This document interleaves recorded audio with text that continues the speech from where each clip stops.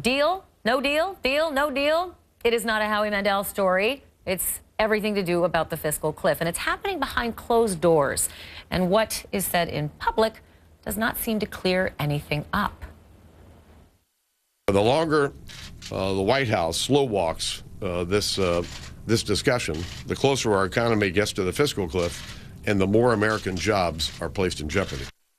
So what's really going on behind the scenes? Earlier, I spoke with Republican Senator Jeff Sessions, who's been asking the same question. And I asked him how much he, as the ranking member of the Senate Budget Committee, actually knows about what's going on.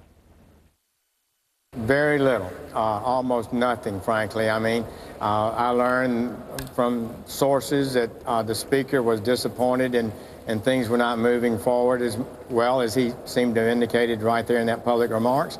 But otherwise, really, we don't know. And the people that are losing in this process, this secret process, are the American people. They'll be the ones asked to pay more taxes. They may be one that are asked to tighten their belts. And they need to know what the choices are and what we're wrestling with. And they need to know how their congressman and senator stands and feels about these issues. And I really think the classical understanding of the way Congress should operate is being undermined because we're not having committees, we're not having amendments, we're not having votes, we're not having debates. We're just sitting here waiting for the president and the speaker to tell us what to do, apparently. I think a lot of people are gobsmacked hearing that from someone of your ilk. You're the ranking member of the Senate Budget Committee. It does sound like you're pretty rankled by this whole process, but it also sounds to me like you're a bit upset with your Republican leadership. Well, you know, first of all, it's driven by Harry Reid. He refused to bring up a budget, to bring up a single appropriations bill. But you just mentioned Speaker Boehner.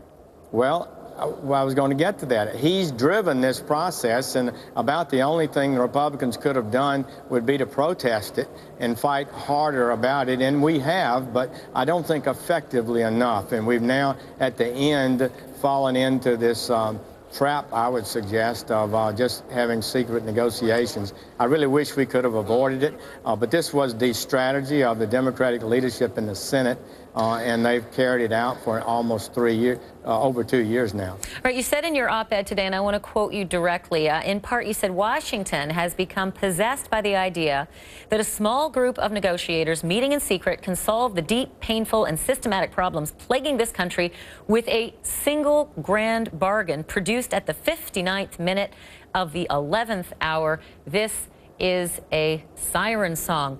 I suppose the question would be then, what makes you think, Senator, that a larger group of lawmakers, say Congress, would be able to do any better given the unbearable gridlock that you all have been in and given the fact that Gallup has even polled you all at 10% favorability? What makes you think you can do better?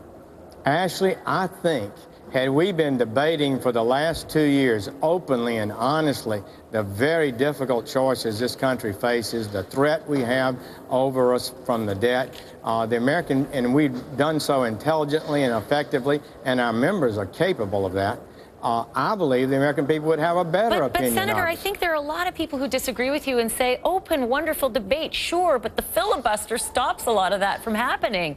And that the vote ultimately, no matter how wonderful you orators are, ends up being right along party lines. Well, look, after you voted and voted and voted, pretty soon you get exhausted, right? Pretty soon everybody who advocates one view that can't be successfully won by a vote has to begin to think that a compromise is appropriate. And our leaders at that point, I think it would be appropriate for them to try to bring people together to reach an agreement. But you have to understand that we've not really had a national discussion about these big issues, have we?